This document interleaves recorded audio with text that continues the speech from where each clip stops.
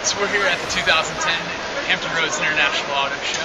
My colleague Josh and I are going to be heading in here soon to take a look at all the awesome cars in there. So keep you in tune.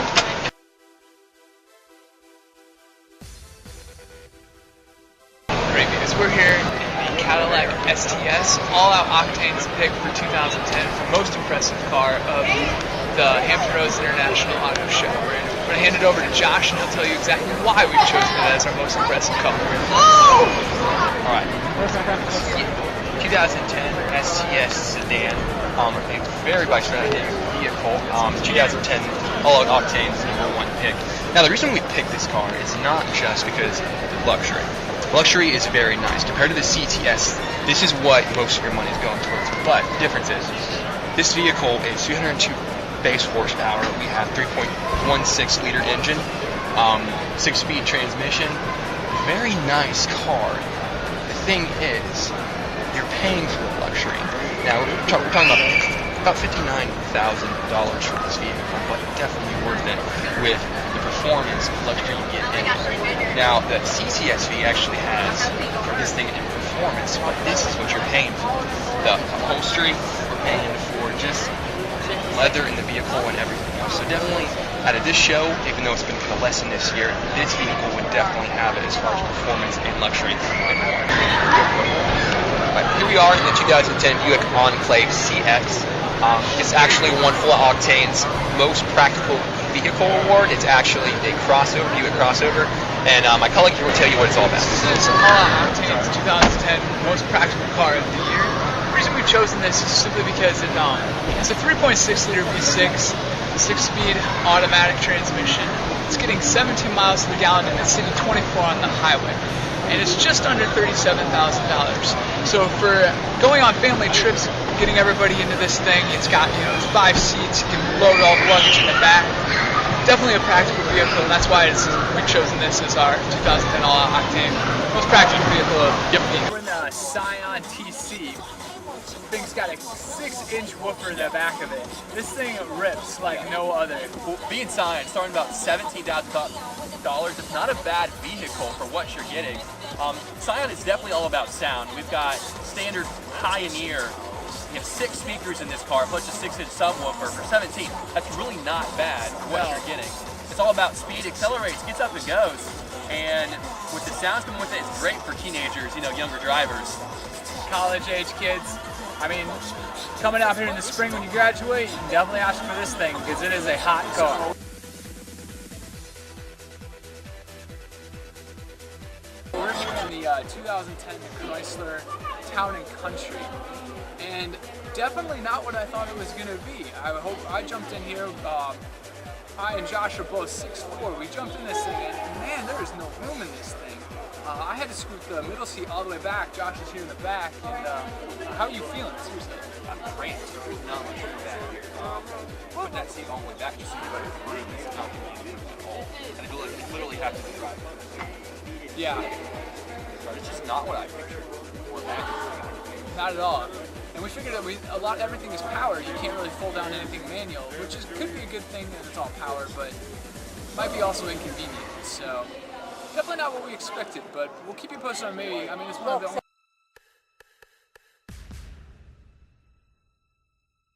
in the 2010 Toyota Sienna.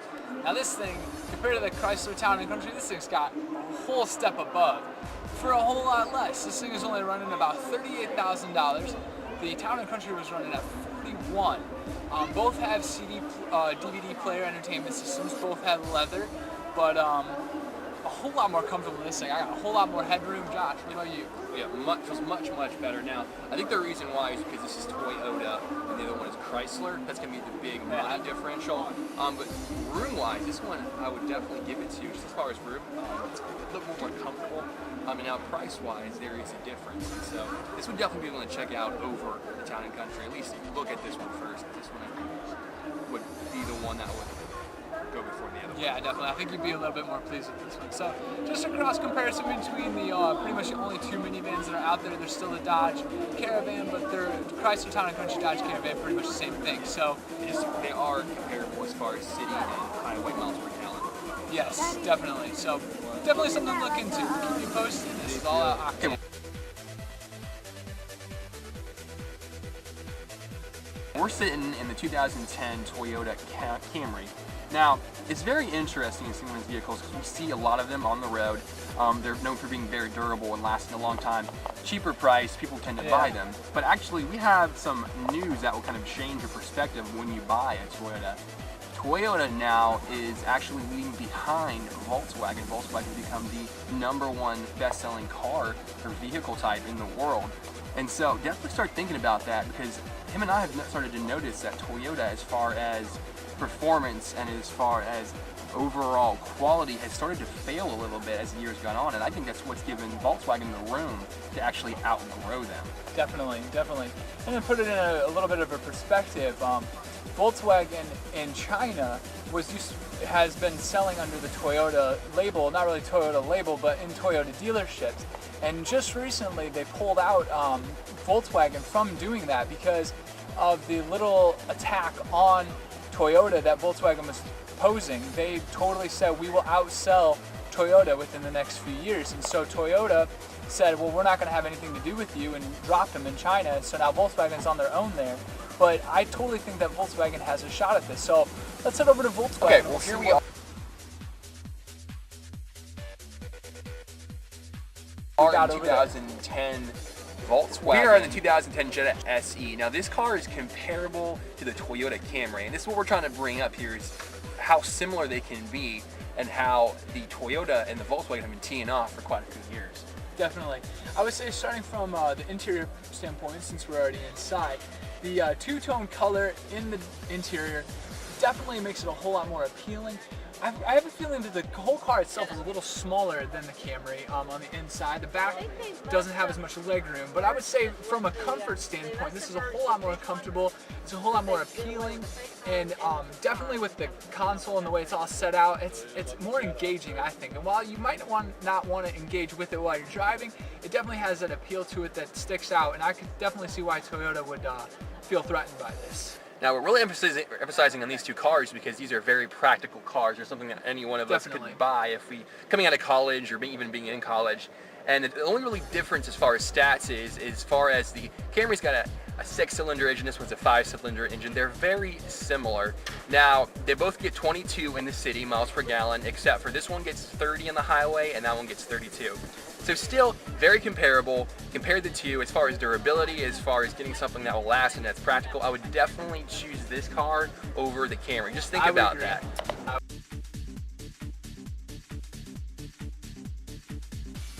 So we pulled a wild card on this one. Volkswagen's van, definitely a step above the other two. I would definitely say this one's only running at $34,000. This thing's got dual screen on the center console for the back. The interior is kind of bland, but awfully comfortable. Definitely. I think they kind of went off of the whole luxury aspect and focused more a little bit on the individual luxuries, as far as the dual screens, as far as, you know, DVD player, and the seats are really comfortable. Yeah. The way they're kind of cushioned around you. So I would definitely look at this van now that we've had compared to Town and Country and the Sienna. Definitely. This is the. Yeah, I have no idea what this thing is called, but we'll figure that one out. And but I'd definitely say this thing will give her the other two. Are in the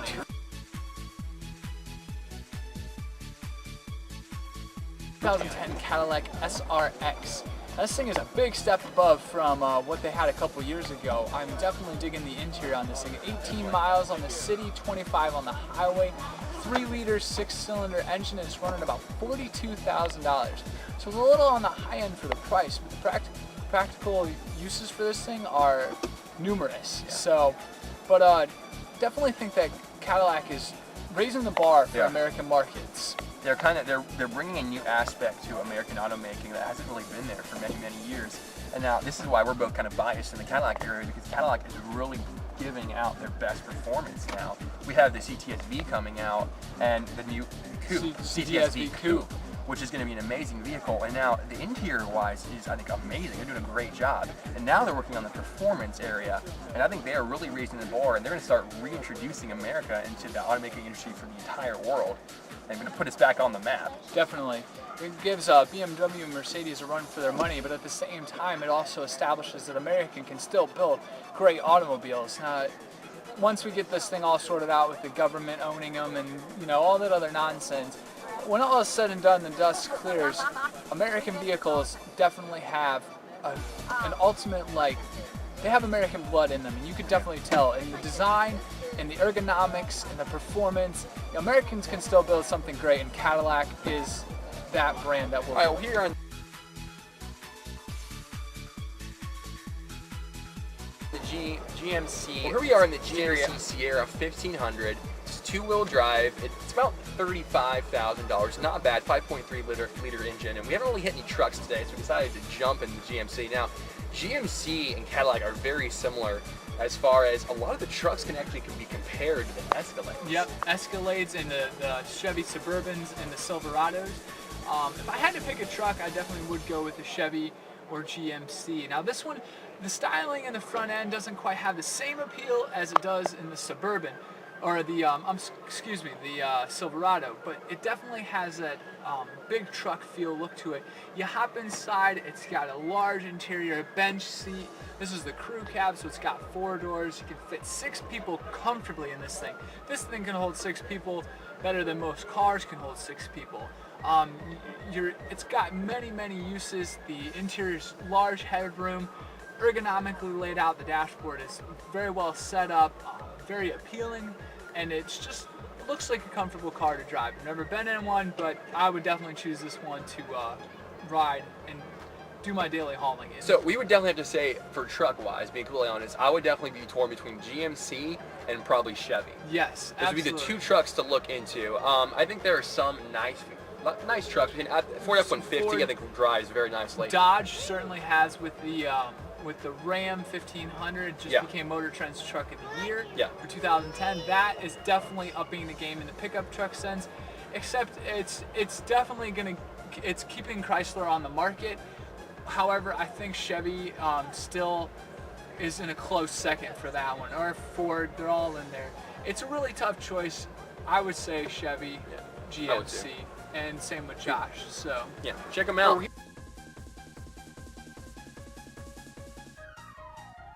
Here on the 2010 GMC Yukon. Now, Yukons have always been one of my personal favorites, just because of the size alone. When I was little, I was choosing between a Ford Bronco and a GMC Yukon. Between the two, maybe because the Yukon looked similar to the Bronco, and I was a huge fan of that. We're sitting in 2010. Now, you can compare the 2010 Yukon to the Escalade, wouldn't you say? Definitely. I would say that you could compare it in a price manner, which is probably the biggest difference. $53,000 for the Yukon, this is the one we're sitting in, as opposed to a $76,000 Escalade. While the Escalade was the long trim, it had a little bit more bells and whistles onto it. I think the next closest one was a 72 or 69, would you say? And Cadillac has the luxury. But if you want to sheer size and practical uses for the vehicle, and you just want a daily driver that's large and can hold an incredible amount of payload as well as family, this would definitely be the vehicle to do it in. It does it in style. It's got great lines, great interior. A lot of the style is actually similar to the Escalade as far as the way this is set up. Let me pan around here for a second. A lot of this is similar and almost exactly similar to what the Escalade really gives you as far as the paneling and the way this is set up with the onboard navigation and everything. It's really similar in almost every area. Same with the black leather and everything. So definitely, when you're thinking about looking for a vehicle this size, as far as family or as far as hauling, whatever you're going to do with it, just really think about between GMC and Cadillac. Don't just go for the name. We're both biased in Cadillac area, but if we're going to save a little bit of money, we're going to go for it. Absolutely. And this one is very similar. It's just when you're buying a car, take the time to research what you're doing, and you'll find out that there are a lot of things that are eerily similar in the way they are created. So just think about it. Be wary and be a good steward of the money. All right. Well, here we are on the Lexus RX 350. Now, Lexus have always been known for luxury. They actually have really rivaled as far as BMW and Mercedes for many years. just because the quality alone, and also just because they actually look similar to a lot of the BMWs and Mercedes out there. Now we're going to be talking a little bit about this vehicle. I'm going to pass it on to Brentton and see what he's got to say about it. This one's getting around 18 miles to the city, 24 highway, and it's about $47,600. Now it's not too bad of a vehicle. It's definitely got the luxury buttons, kind of copying or mimicking, I should say, the BMW iDrive. It has a little center console ball, your spinning, clicking, and stuff like that. So the luxury end's definitely getting up there. The leather, very comfortable seating, very nice headroom. You get the sunroof. Obviously for $47,600, you're going to be paying for something of good quality. It's very soundproof, incredibly soundproof. I would imagine that the ride in this thing is going to be incredibly smooth, very silent, simply because we're in the auto show right now and I can't hear a thing. Yeah, I can't either. You could kind of hear, eerie, actually. It is. It's kind of scary. But that's definitely the quality that Lexus brings to the market. So yeah, I would definitely compare this one to the SRX, Cadillac SRX. Absolutely, I would say so as well. As far as the interior and the exterior and kind of what its purpose is and what crowd is trying to reach. Absolutely, I would say the Cadillac, the SRX interior is a little on the busy side. I would say the Lexus is a little more clean, a little more streamlined. A little bit seems easier to use, but if you want some appeal and if you don't mind the busyness of the Cadillac, I would shoot for the Cadillac. Compare that with the RX 350. I don't know right now. Our big mission is comparing. Like, you just want Absolutely. to be able to throw a bunch of options out there to where it's not just one vehicle for one area. That's why we're sitting in the RX compared to the SRX, because you can compare the two really. It's just a matter of what you're looking for, how much you're willing to spend. Absolutely. That's what it comes down to. And I know, just as a put that out there option, the Lexus RX does have a hybrid option. Probably, I would imagine, I don't see one here at the show, but it would probably run in the same price range, maybe a little bit more. Probably a bit more being hybrid. Definitely, but maybe 5 to 10. you're out there, your eco-friendliness. I really don't know how the stats are on that one. I would have to go and check that. But definitely come back to All Out Octane. And we'll keep you posted on everything that you need to know. All right, well, here we are in the 2010. This is the BMW 550i Gran Turismo. I'm telling you, getting in this car, I want to fall asleep right away. I can't imagine in a good way. This car. In a good way. I mean, it is incredibly comfortable. The thing is, 15 miles to the gallon in the city, 21 in the highway, but at about $76,000 or $73,000, 74. Still pushing the same road as the Lexus, although this is a sedan, but it's got the hatchback kind of thing going on. It's a really impressive vehicle, very nice layout. The interior, sleek, streamlined dashboard. I mean, this thing is beautiful. It's got the sunroof all the way across the back. I'm going to hand it over to Josh to tell you some stats on the engine on this thing. It's got a 4.3 liter engine. We got a 6-speed automatic. 4.4. I'm sorry, I'm corrected. He's BMW logo, I am not. Yeah, direct fuel injection. This thing will get up and go. I really wish I could be filming this and driving. Well, no, I don't wish I was filming and driving. I wish he was filming and I was driving. There we go. A little bit legal, a little bit safer. But definitely, as far as sports cars / comfort, I would definitely look into the area of BMW because it's an amazing brand. It's incredible. This vehicle, I've been watching a lot of this on the news and automotive related news. Definitely has the automotive community centered on this thing. It's got a prestige about it. It's definitely taking the automotive market by storm. This is a terrible take on this thing. I want it! But that's pretty much what it comes down to. I'm like a little kid at the candy store in this car. I'm kind of stuttering. I kind of let him take over the stats and everything. I was a little just preoccupied in just the vehicle itself. I'm a pretty big BMW fan. So